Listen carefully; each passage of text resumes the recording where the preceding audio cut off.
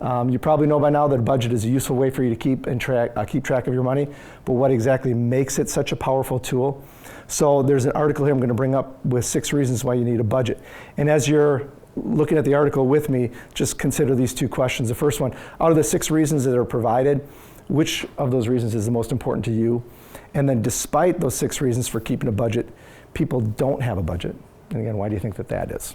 All right, so let's take a look at this one. So the first reason, it helps you keep your eye on the prize.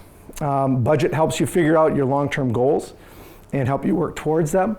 If you just drift aimlessly through life, tossing your money at every pretty shiny object that happens to catch your eye, how are you ever going to save up enough money to buy your car, take a trip, or put that down payment on a house? The budget is going to force you to kind of map out those goals. Second, it ensures that you don't spend money that you don't have. And one of the things that we'll be talking about in just a little bit here is something called a zero-based budget. And when you've got every dime that you are making accounted for, it's nice to know that you've got a plan for it. So it's going to ensure that you don't spend money that you don't have. The third one, it can lead to a happy retirement. Now, consider my challenge. I'm working with 16, 17, and 18-year-olds. And a big portion of what I do is telling them about retirement. And they look at me like, come on, Chrysler, seriously. Retirement is so far away. But then I start showing them that, if you can just find it in your personal budget to put this much away, what you're going to have by the time you retire.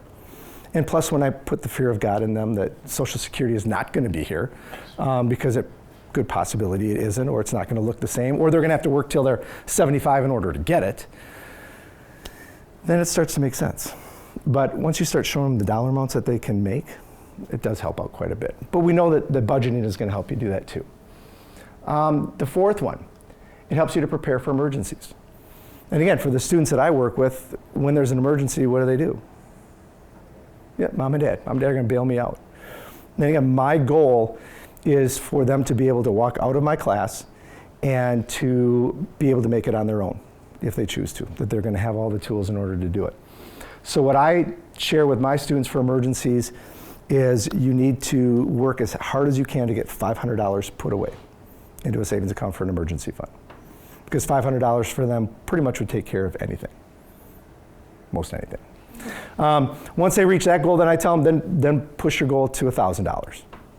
And when you have that $1,000 put away, then push it a little bit further.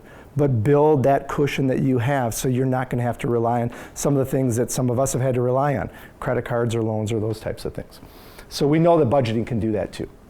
Number 5, it is going to shed light on bad spending habits. And one of the things that I'll ask you to do when you leave here, and one of the first steps of budgeting, is to keep track of your spending and your earnings for a minimum of a week, but it really is better for a month. And when I say keep track of everything, I'm talking every dollar you throw into the machine to get something to drink, every trip to Dunkin' to get your morning coffee or whatever.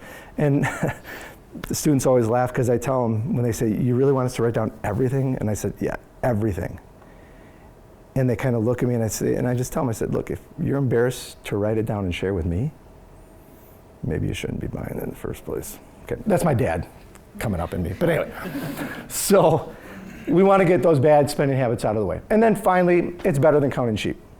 Because if you can go to bed at night and you know that your money is where you need it to be, it's doing what you need it to do, hallelujah, that just brings a whole nother piece to your life that a lot of people just simply don't have.